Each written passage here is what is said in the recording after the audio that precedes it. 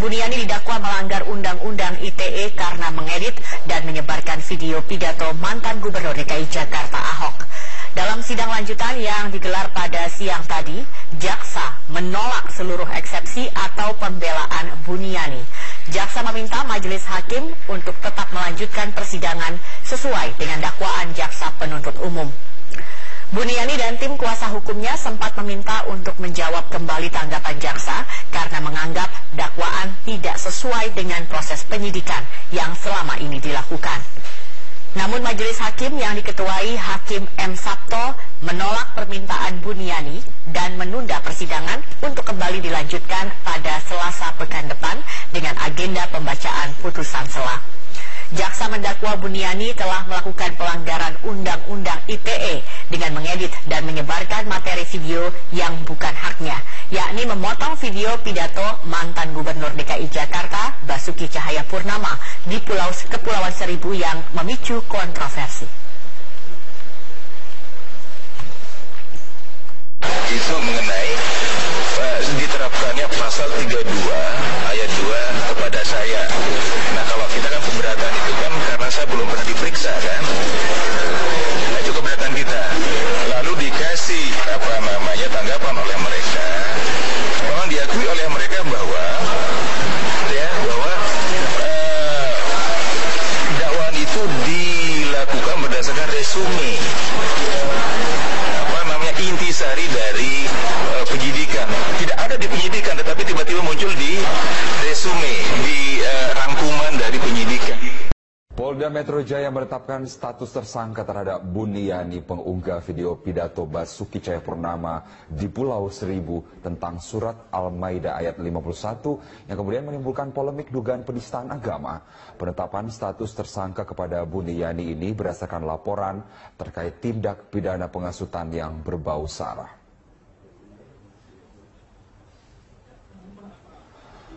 Polisi menetapkan Buniani sebagai tersangka usai pemeriksaan selama 9 jam oleh penyidik Subdit Cybercrime Ditreskrimsus Polda Metro Jaya. Kabid Humas Polda Metro Jaya Kombes Awi Setiono mengatakan hasil pemeriksaan dan hasil konstruksi hukum telah mengumpulkan barang bukti yang cukup. Karena perbuatannya, Buniani terancam pidana maksimal 6 tahun penjara sesuai Undang-Undang ITE. Mengubah isi dari video tersebut. Saya bersumpah demi Allah tidak mengubah apa-apa di dalam video tersebut. Hampir 10 jam sebagai saksi terlapor yang diduga mengunggah potongan video pidato Ahok yang belakangan menimbulkan polemik. Buniani ditetapkan sebagai tersangka karena melanggar pasal 28 ayat 2 Undang-Undang Nomor 11 Tahun 2008 tentang ITE. Yang bersangkutan diduga melakukan pencemaran nama baik dan penghasutan sara. Buniani datang ke Polda Metro Jaya dengan didampingi tim kuasa hukumnya dari Himpunan Advokat Muda Indonesia Rabu pagi.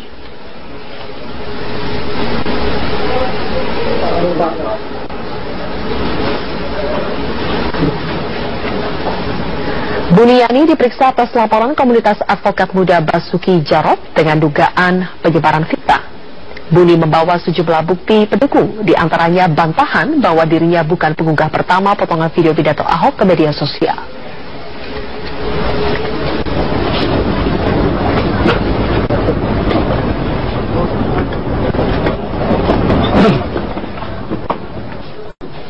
Jadi jangan sampai dengan bukti permulaan yang cukup, yang bersangkutan saudara BY kita naikkan statusnya menjadi tersangka. Bahwasanya yang bersangkutan dari tuduhan persangkaan oleh pelapor terkait dengan pencemaran nama baik dan penghasutan sara yang dapat kita penuhi terkait dengan unsur-unsur perbuatan pidananya, yaitu terkait dengan adanya penghasutan yang berbau sara. Tentunya yang bersangkutan dipersangkakan melanggar pasal 28 ayat 2 Undang-Undang Nomor 11 Tahun 2008 tentang ITE yang berbunyi, setiap orang dengan sengaja dan tanpa hak menyebarkan informasi yang ditujukan untuk menimbulkan rasa kebencian atau permusuhan individu dan atau kelompok masyarakat tertentu berdasarkan atas suku, agama, ras dan antar golongan atau sara. Kemudian tentunya kita junturkan pasal 45 ayat 2 Undang-Undang Nomor 11 Tahun 2008 tentang ITE yang berbunyi, setiap orang yang memenuhi unsur sebagaimana dimaksud dalam pasal 28 ayat 1 atau ayat 2 dipidana dengan pidana penjara paling lama 6 tahun dan atau denda paling banyak 1 miliar rupiah. Polda Metro Jaya sebagai tersangka kasus penghasutan SARA terkait dengan pengunggahan potongan video pidato Basuki Cahayapurnama ke media sosial. Untuk mengetahui informasi selengkapnya, kita terhubung dengan Livia Ramadanti langsung dari Polda Metro Jaya. Livia, apakah setelah ditetapkan sebagai tersangka, Buniyani ditahan oleh Polda Metro Jaya? Ya, Zilvia, tadi sekitar pukul 20.30 waktu Indonesia Barat, akhirnya Polda Metro Jaya melalui Kombes Pol Awi Sutiono ini menyampaikan rilis terkait dengan penetapan tersangka Buniyani yang diduga telah melakukan pencemaran nama baik dan juga melakukan penyebaran isu SARA. Ini akhirnya ditetapkan sebagai tersangka. Namun penetapan tersangka Buniyani ini belum diikuti dengan penahanan terhadap dirinya, karena memang saat ini Polda Metro Jaya melalui Direktorat Reserse Kriminal Khusus masih terus mendalami atau melakukan penyelidikan terkait dengan kasus yang menjerat dari Buniyani. Saat ini Buniyani masih terus diperiksa, namun saat ini posisinya telah sebagai tersangka. Saat tadi sekitar pukul 10.20 waktu Indonesia Barat, Buniyani diperiksa untuk pertama kalinya sebagai terlapor, dan sekitar 9 jam Buniyani telah melaksanakan atau melakukan pemeriksaan di Direktorat Reserse Kriminal Khusus. Ada beberapa poin yang tadi disampaikan oleh Awi Sutiono bahwa penetapan Buniyani sebagai tersangka ini karena telah memenuhi 4 bukti permulaan, yaitu keterangan saksi, keterangan ahli, surat, dan juga petunjuk. Dan Buniyani ini ditetapkan sebagai tersangka karena telah diduga atau melanggar 2 pasal sekaligus, yaitu pasal 28 ayat 2 Undang-Undang Nomor 11 Tahun 2008 tentang ITE yang juga diikuti dengan pasal 45 ayat 2 Undang-Undang Nomor 11 2008 tentang ITE juga. Dan untuk hukuman maksimal yang akan menjerat Buniyani ini adalah 6 tahun kurungan penjara dan juga denda maksimal 1 miliar rupiah. Buniyani ini juga tadi ditetapkan sebagai tersangka bukan karena mengunggah video berdurasi 30 detik yang diunggah di media sosialnya, yaitu akun Facebooknya, melainkan Buniyani ini ditetapkan sebagai tersangka karena isu karena kalimat bersifat provokatif yang ia sampaikan di video yang ia unggah di akun Facebooknya. Inilah yang menjadi penetapan sebagai tersangka Buniyani, karena menurut dari keterangan penyidik ini, Buniyani ketiga kalimat paragraf ini berdasarkan hasil dari penyelidikan ini, bahwa di sana kita dapat menyangkakan Buniyani ini ke dalam pasal 28 ayat 2 Undang-Undang ITE. Dan sampai saat ini Buniyani masih menjalani proses pemeriksaan lebih lanjut, dan untuk penetapan apakah dirinya nanti akan ditahan atau tidak akan diputuskan pada pukul 20 waktu Indonesia Barat pada esok hari, akan disampaikan langsung dari Mapolda Metro Jaya. Untuk sementara demikian yang dapat kami laporkan langsung dari Mapolda Metro Jaya. Livia Ramadanti, terima kasih atas laporan Anda. Unjuk rasa yang akan dilakukan pada 2 Desember mendatang akan tetap dilakukan di Jakarta. Namun Hidayat mengimbau agar peserta aksi tidak membawa senjata tajam saat berlangsungnya aksi unjuk rasa. Wakil Ketua MPR RI Hidayat Nur Wahid memastikan bahwa aksi unjuk rasa lanjutan pada 2 Desember nanti akan tetap dilakukan oleh umat muslim terkait kasus hukum yang melibatkan Gubernur DKI Jakarta nonaktif Basuki Cahayapurnama. Unjuk rasa ini bukan untuk menghadirkan makar dan menggulingkan pemerintahan Jokowi JK, namun hanya untuk memastikan bahwa Polri melakukan penegakan hukum dengan adil. Betul, kalau demo itu akan diselenggarakan, penting betul apa yang harus diperhatikan. Pertama, harus ditegaskan oleh panitia bahwa Demo ini tidak untuk anarki. Karenanya tidak boleh ada, karena ada yang menyuarakan bawa bambu runcing.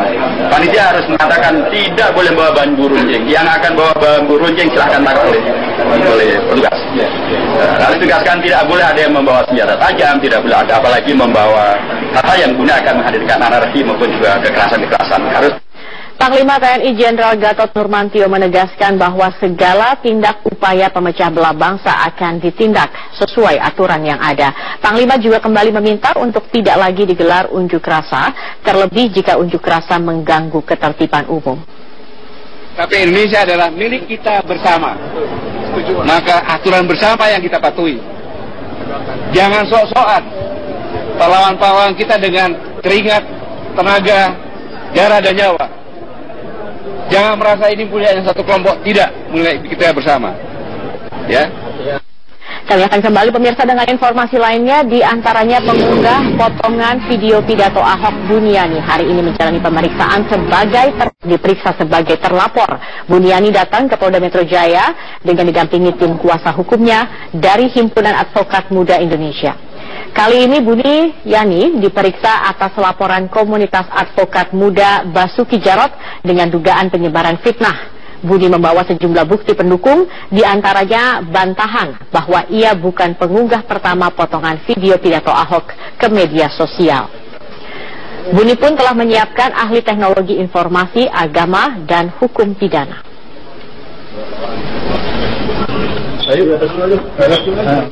Ketua Front Pembela Islam Rizik Syihab hari ini dimintai keterangan oleh penyidik Bareskrim Polri. Rizik Syihab dimintai keterangan sebagai ahli dari pihak pelapor atas kasus dugaan penodaan agama yang dilakukan oleh Basuki Cahayapurnama.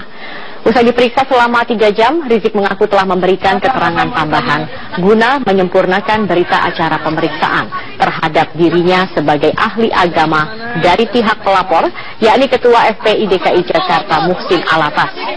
Keterangan tersebut mulai dari dalil-dalil serta membawa bukti-bukti baru, salah satunya sebuah buku karangan Ahok.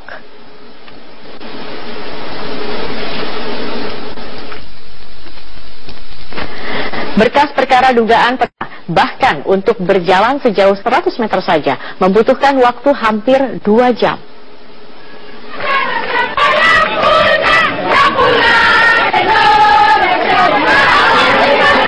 Ahok didampingi sejumlah anggota tim pemenangan belusukan di kawasan perumahan warga Pulau Mas, Jakarta Timur. Dalam belusukan kali ini, pada awalnya Ahok mengaku ingin melihat permukiman yang dulunya kerap menjadi wilayah langganan banjir. Namun kini telah berkurang setelah normalisasi sungai selesai dilakukan. Tingginya antusiasme warga disambut baik oleh Ahok, bahkan untuk menyusuri rute belusukan yang hanya berkisar 100 meter, ini membutuhkan waktu hampir 2 jam lamanya.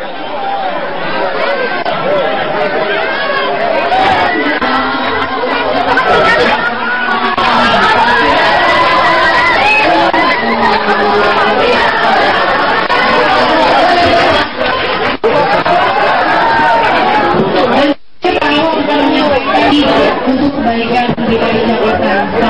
Saya kuliah ilmu tidak berada di zaman saya sebutkan. Maka sekali pembuktian, saya berada Calon Gubernur dan calon Wakil Gubernur DKI Jakarta nomor urut 1 Agus Harimurti Yudhoyono dan juga Silviana Murni hari ini berkampanye dengan mengunjungi sejumlah pulau di Kepulauan Seribu.